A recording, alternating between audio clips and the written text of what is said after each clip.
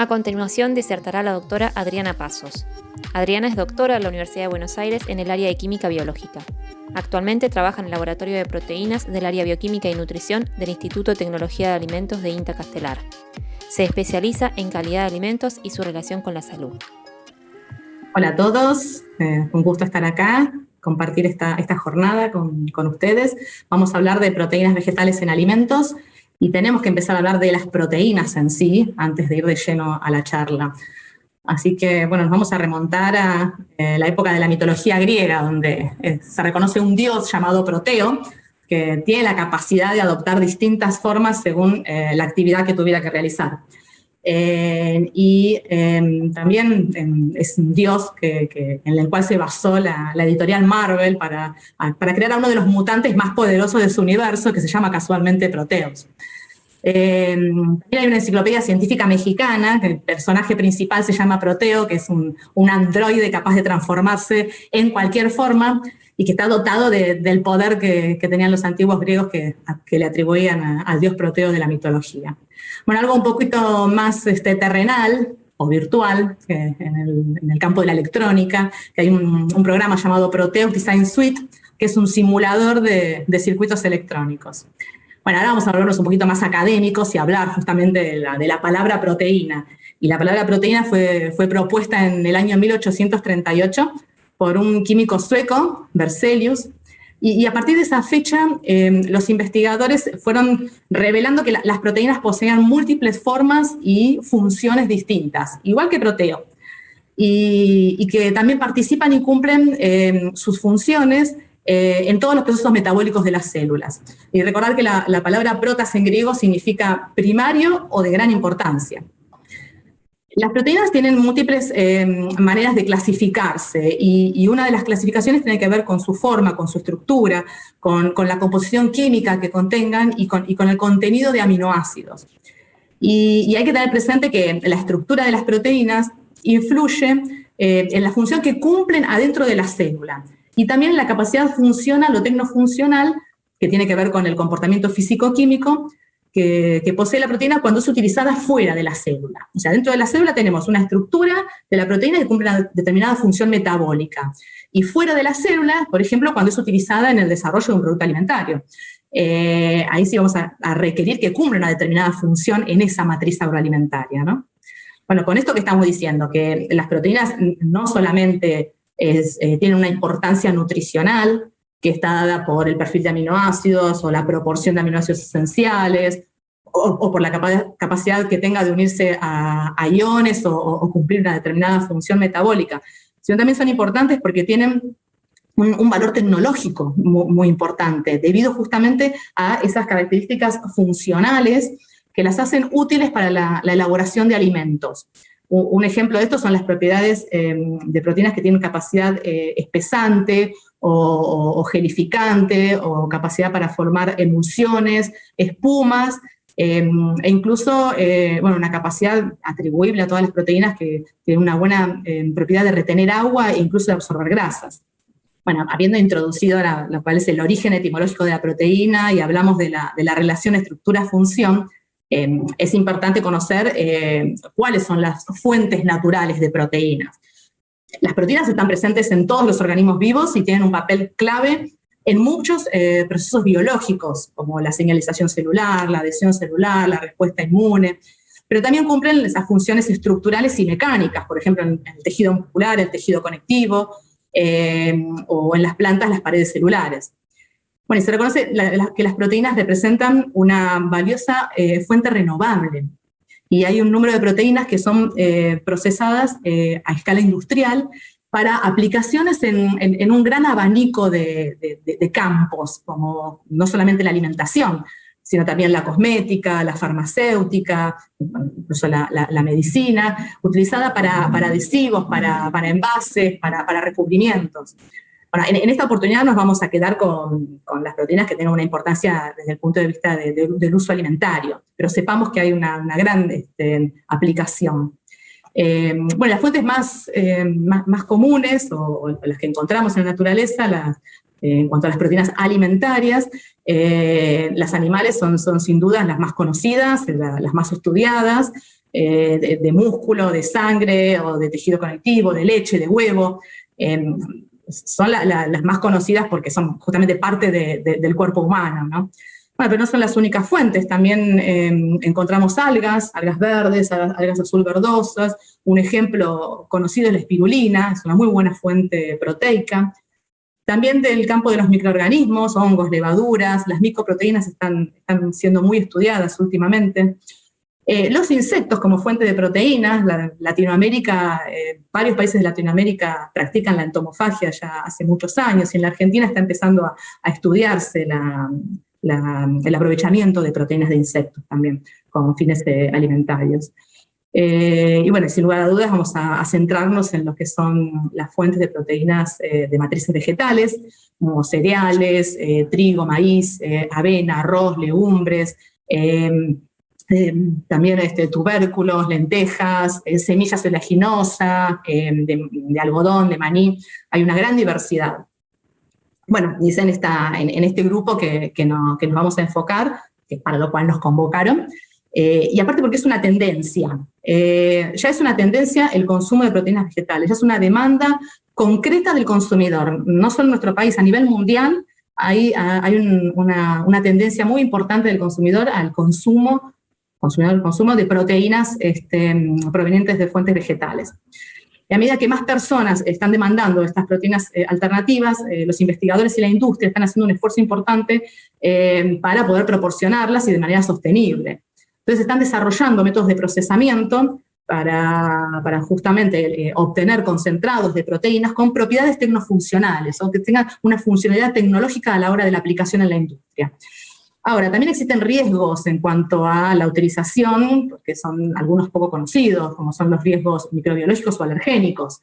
En el caso de las reacciones alérgicas, se sabe que hay una parte específica de la proteína que se llama epitope, que es la que contribuye con el inicio de una reacción alérgica. Entonces, en este sentido, se recurre a la aplicación de diferentes métodos de procesamiento de alimentos que tengan un potencial de alterar esa porción de la proteína, ese epitope, de manera de hacerlo afuncional, o sea, de manera de que no produzca una reacción alérgica.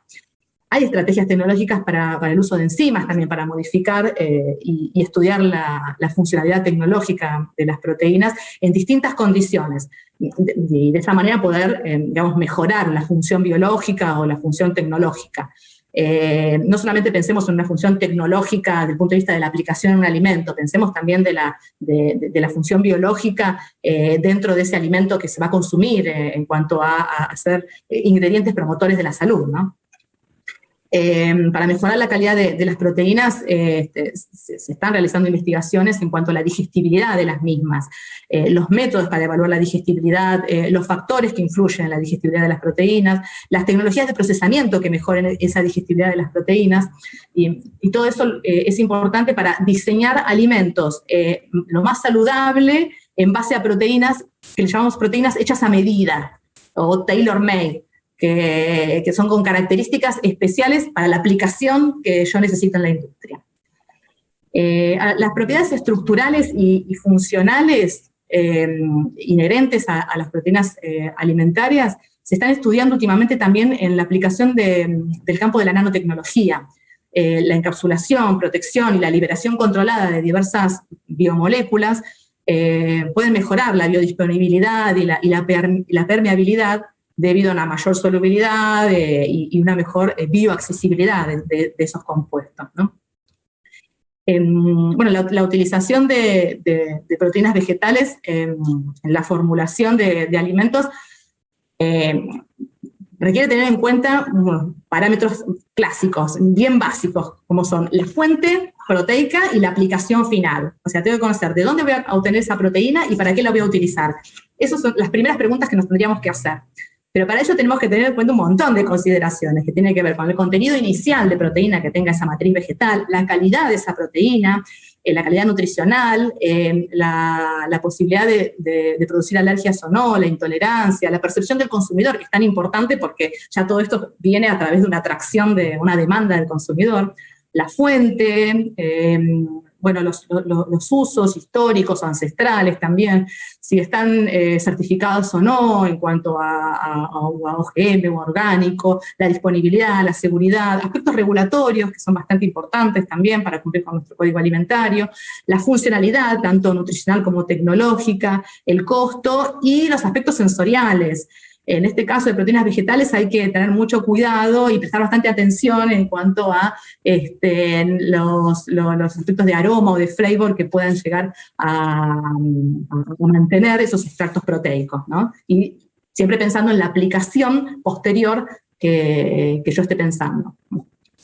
Bueno, después tenemos proteínas comerciales que son mezclas complejas, ¿no? O sea, con propiedades que dependen de la fuente del origen y el proceso al cual fueron sometidas. Las fuentes vegetales pueden ser simplemente molidas, entonces tengo un extracto con un menor tamaño de partícula. En este caso podemos llegar a elaborar harinas solo con una molienda y así tener un producto proteico y entre otros tantos componentes que tenga ese extracto, ¿no?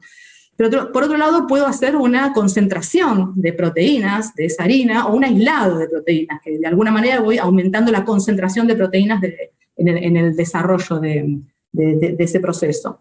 Y de esa manera estoy conduciendo a una mejora en la propiedad o nutricional o tecnológica, o ambas.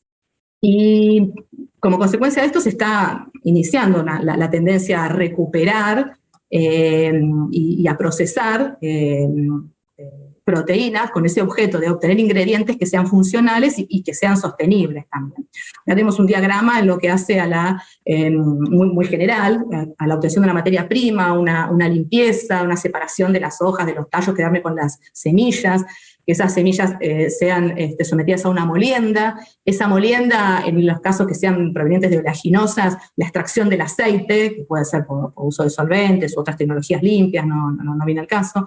Luego de la separación del aceite, ese extracto que sí tiene proteínas, someterlo a una extracción química o biológica, y esa harina someterla luego también a sucesivos procesos químicos y biológicos conforme a la obtención de concentrados proteicos o aislados proteicos, o si utilizo enzimas, bien digo, llegar a aislados hidrolizados.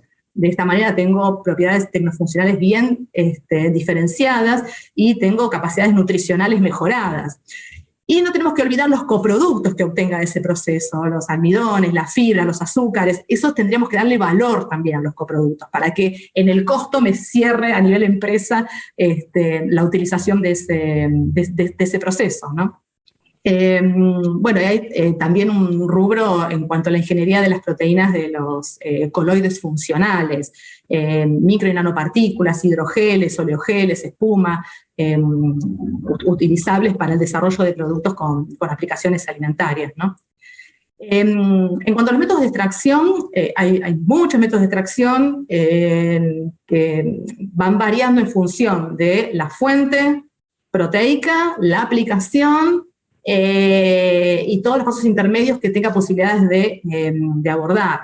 Hay que tener en cuenta el tipo de proteína que voy a querer recuperar, la propiedad funcional que me interesa para la aplicación en un futuro alimento, las modificaciones que puedan ocurrir en el medio durante el proceso, una desnaturalización proteica, una hidrólisis, una modificación estructural, un entrecruzamiento, o la posibilidad de agregar un grupo funcional para que eso después me mejore la aplicación en el alimento futuro. Y por supuesto el rendimiento. También tengo que ver que tenga una buena concentración de proteínas, una capacidad nutricional y tecnofuncional interesante, y también el rendimiento en cuanto a cantidad de proteína y cantidad inicial de fuente vegetal.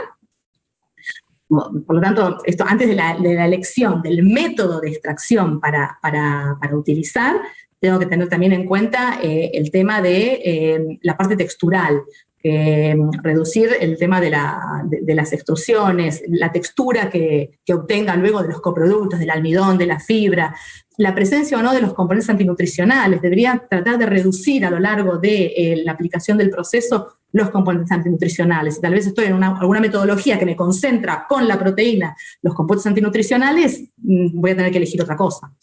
Después, tratar de mejorar la fuerza de gel de la proteína, que haya una menor interrupción dentro de la red de formación de gel, que haya una formulación que sea flexible y versátil, que tenga una buena densidad de nutrientes de la proteína, que tenga una tolerancia digestiva también, que sea fácilmente digerible.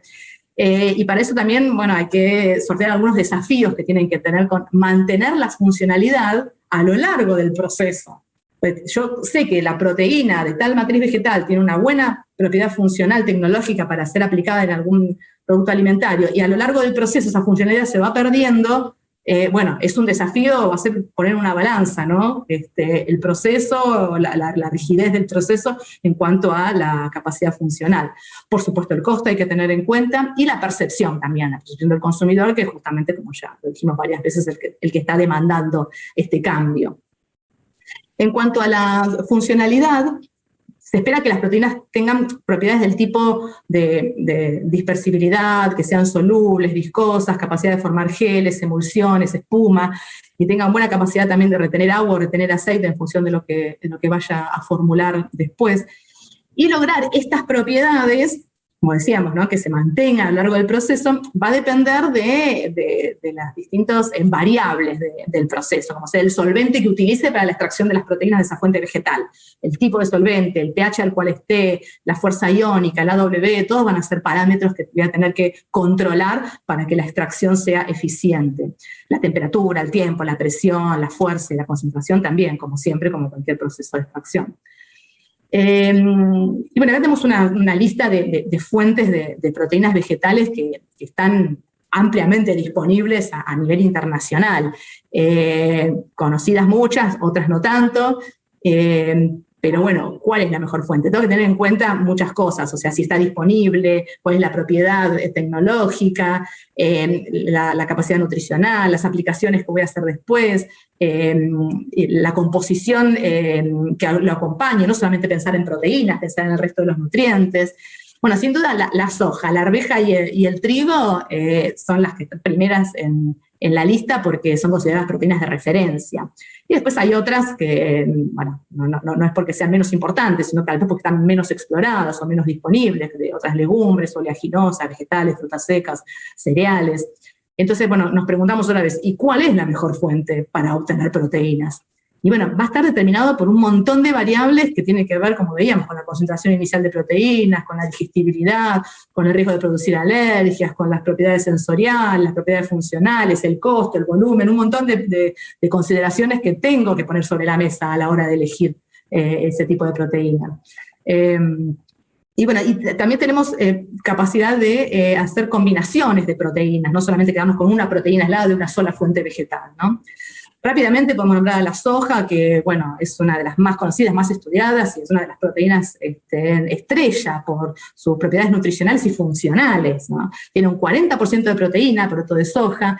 La obtención de la harina obtenemos una concentración entre un 50 y 60% de proteína, en un concentrado hasta un 80% y en un aislado hasta un 90%. Pero bueno, tiene una alergenicidad bastante alta, conocida. Y un flavor amargo, flavor a poroto, que se le llama, pero con buenas propiedades tecnológicas de viscosidad, de retener agua, de gelificar, de emulsionar, y una gran variedad de aplicaciones que todos conocemos en cuanto a dressing, bebidas, reemplazos de carne, extensores, muy, muy, muy utilizadas.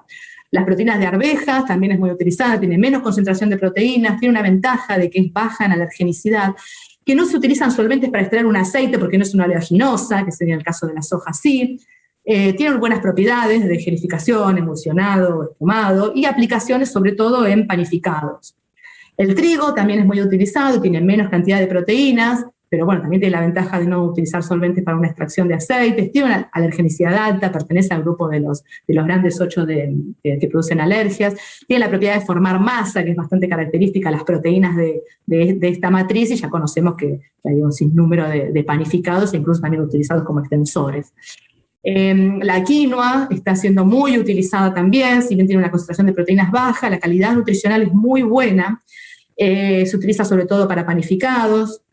El arroz también es una buena fuente de proteínas. Y como veíamos antes, la combinación de proteínas, ¿no? Acá tenemos una mezcla, por ejemplo, de garbanzo y arroz. Entonces tenemos un aumento de la calidad proteica porque hay una combinación de una leguminosa que es deficiente en cisteína, metionina y tirosina, con un grano que es deficiente en lisina. Entonces tenemos un perfil nutricional mejorado. Por otro lado, una combinación de proteína de arveja con proteína de papa, que tenemos como una proteína texturizada con una proteína con capacidad emulsionante. Y bueno, en el caso de soja y trigo, también muy utilizado, que son texturas similares a la carne. Otras fuentes, también tenemos muchísimas otras fuentes, algunas se encuentran en nuestro país y muchas otras no, que están no tan disponibles y son tal vez más costosas, pero bueno, tienen un beneficio interesante que desde el punto de vista nutricional y funcional y no es para desperdiciarlo o dejarlo de lado, ¿no? Bueno, vamos a ver cómo se puede reducir el costo del proceso, como desde que obtengo la proteína hasta que hago la aplicación.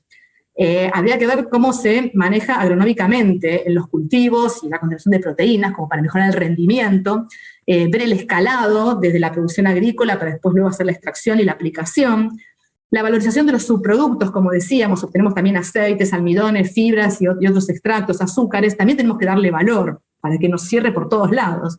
La cadena de suministros también que esté compartida con la fabricación, el transporte, el escalado, que haya una baja en lo que es la extracción de los costos, de los insumos más bajos, la producción y los rendimientos que sean más altos. Y después lo de la producción localizada, que tiene que ver, bueno, de la granja, la etapa productiva y después la fabricación del alimento. O sea, que sea algo lo más territorial y localizado posible. De alguna manera eso hace que se reduzcan los costos, ¿no? Bueno, como conclusiones, acá tenemos para resaltar que hay muchas fuentes potenciales comerciales. El trigo y la soja son los líderes, la arveja está en crecimiento y muchas otras que veíamos recién también están estudiándose con mucha velocidad, digamos. Las proteínas comerciales son mezclas complejas, bueno, pero dan un valor multicomponente al resto de los extractos no proteicos, como el aceite o el almidón o los azúcares. Eso hay que tenerlo muy en cuenta también.